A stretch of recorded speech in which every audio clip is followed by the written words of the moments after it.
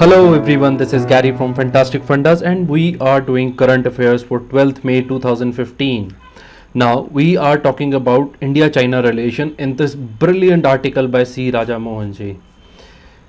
Now I have a question for all of you, that don't you think that why Modi is so obsessed with these secondary cultural issues? For example, he's focusing on Buddhism and meeting everyone and all the cultural exchange, giving cultural gifts, and not focused on the boundary dispute.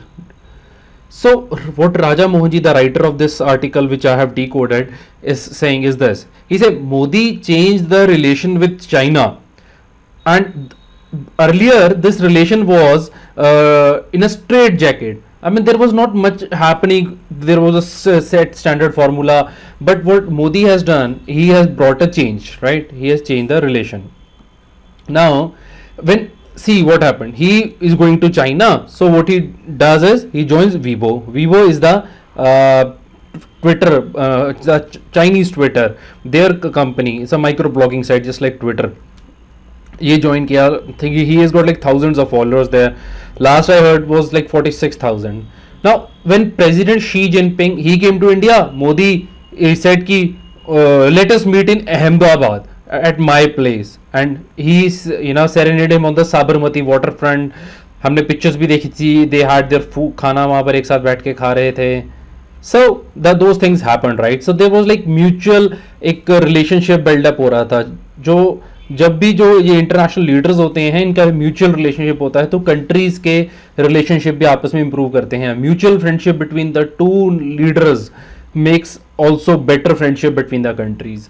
Now because now Modi goes to China, their president Xi Jinping now will welcome Modi in a manner that he likes, and he is leaving no stone unturned. See what he is doing. See, it's not Xuan, this is Xi'an. Now what is happening is I'll just put it here. This is Xi'an.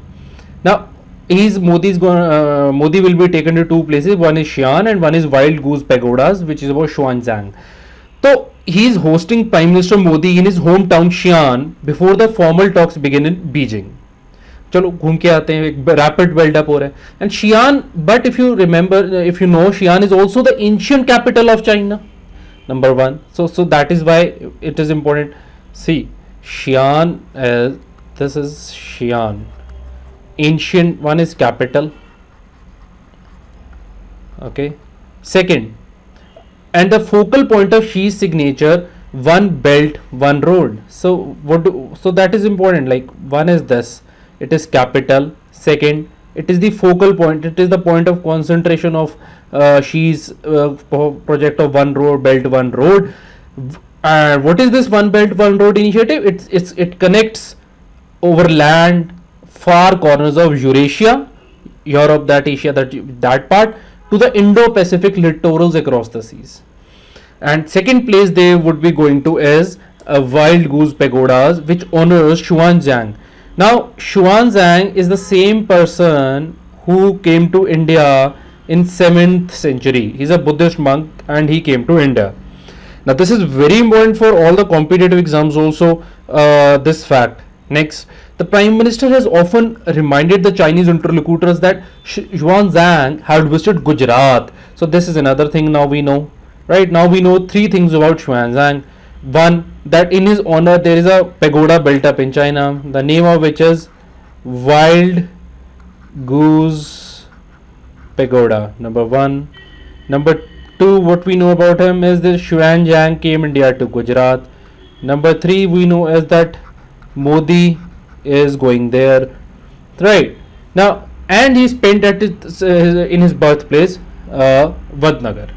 Now, what the author has done, the Shri Raja Mohan ji has done is he says that there are three broad themes out of Modi's effort to reframe India-China relationship. And what are these three themes? We will be talking about them.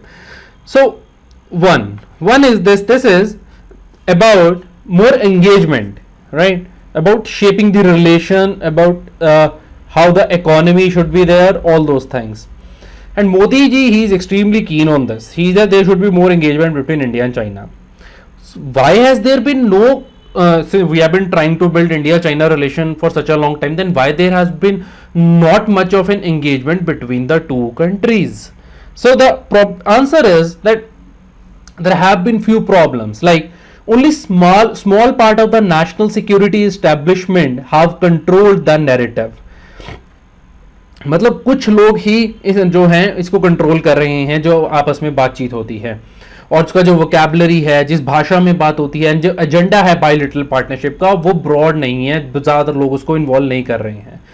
फिर जो बाकी central government है, आप state government को तो छोड़ो और business civil society को भी छोड़ दो, तो किसी की भी कोई वॉइस ही नहीं रही है इन दी इंपॉर्टेंट टाइज विद चाइना. ठीक है जी. तो बाकी जो बचे लोग हैं सर कुछ लोग ही करते रहे हैं. अब दूसरी बात, Modi as a Gujarat CM, देखो ये एक्सपीरियंस अब काम आ रहा है मोदी जी का. That is when he went to China many times and Modi is eager to expand India's commercial connection. भाई पैसे, बात तो पैसे की रहती है ना अल्टीमेटली. तो that is what is happening here. Now Modi knows what India, that India can do serious business with China by giving them, cannot do actually. See, if we give them veto over economic policy कि जैसा वो चाहे हम business को वैसा चलने दें, ऐसा चल नहीं सकता. So we cannot allow them absolute veto over economic policies, and to do this India must take care her own stand. So if we take our own stand, only then we will be able to do some business with China. Otherwise China is such a big economy that we cannot stand in front of them. So अब हम China के आगे हम खड़े ही नहीं हो सकते, तो हमें अपनी स्टैंड रखना ही पड़ेगा चाइना के आगे, इसके आगे झुक नहीं सकते. तो क्या किया, what has Modi done? Business visas देना, नंबर 1. चाइनीज इन्वेस्टमेंट को अट्रैक्ट करना. तो सिक्योरिटी फियर्स हैं जो दिल्ली में, born out of the limited border war that the two sides fought in 1962, have often trumped economic common sense. People have forgotten that. People forget actually, because of this very ill memory of 1962 war. People forget that economic common sense is no longer there. Why should we lose on economy? See, worldwide such a thing has been happening. We'll talk about it in the article, that how China also had arguments with many other countries, but it traded with them. We'll talk about it. Now, while security and geopolitical challenges from China must be addressed on their own merit, India would be unwise to deny itself the opportunities for more expensive economic cooperation. This is what I'll quote it. This is not me saying it. This is what Raja Mohan ji is saying. Now compare this with China's approach. Despite fighting a bloody anti-national war against Japan and a costly war against America and Korean Peninsula, China still did friendship with USA and Japan.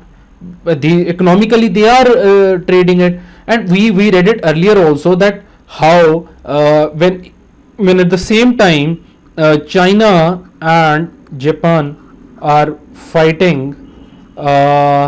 they still were having good economics when recently over the island ownership issue, the possession of land issue. So we have read that earlier also. In this article also, this is what C. Raja Mohan ji is saying. He is saying that in spite of Chinese fighting against Japanese and Americans, they developed good economic relations with them. So what will happen if we have Chinese investment in India? Suppose we agree to it, okay fine, let them come. What will happen? We will strengthen India's manufacturing industry, and if this is strengthened, what will happen? If we have manufacturing, we have more jobs, that will mean more money, right?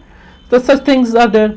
It will reduce the trade deficit and address the massive shortfall in infrastructure, जिसकी India को बहुत ज़रूरत है, infrastructure.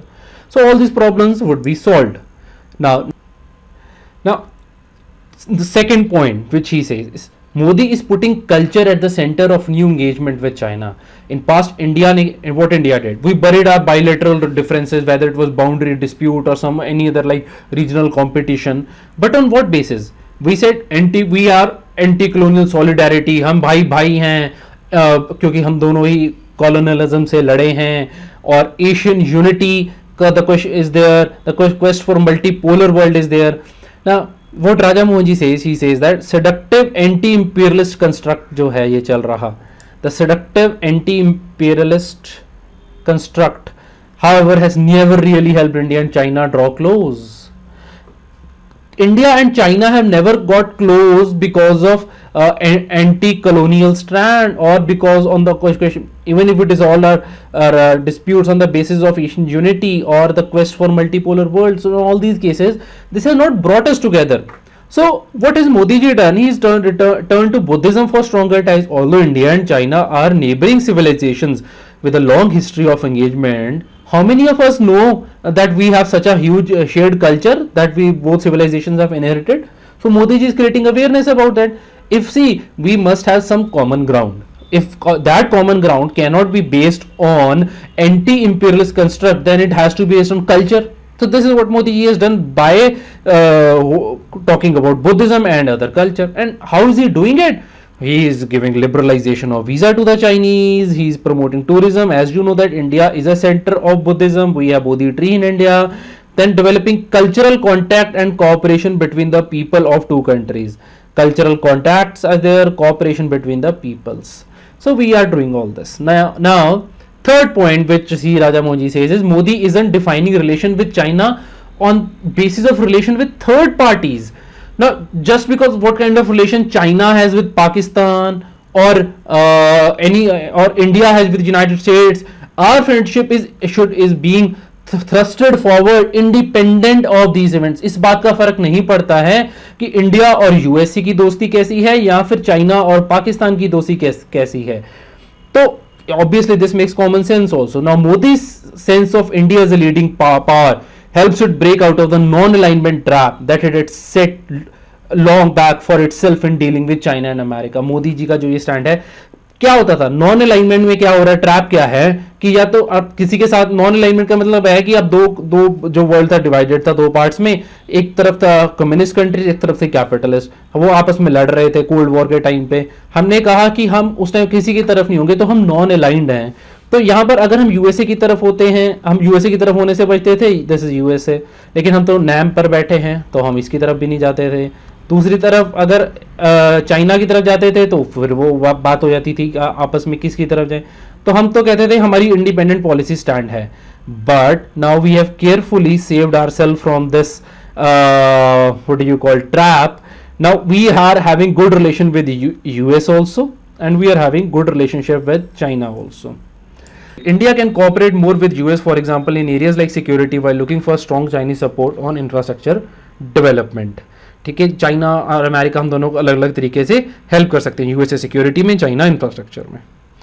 So that is all. If you like this video, please subscribe to our channel and we will be helping you all. Of course, this is all for free, and you can share if you like this video on Twitter or Facebook channel. That is all for today. Thank you for watching.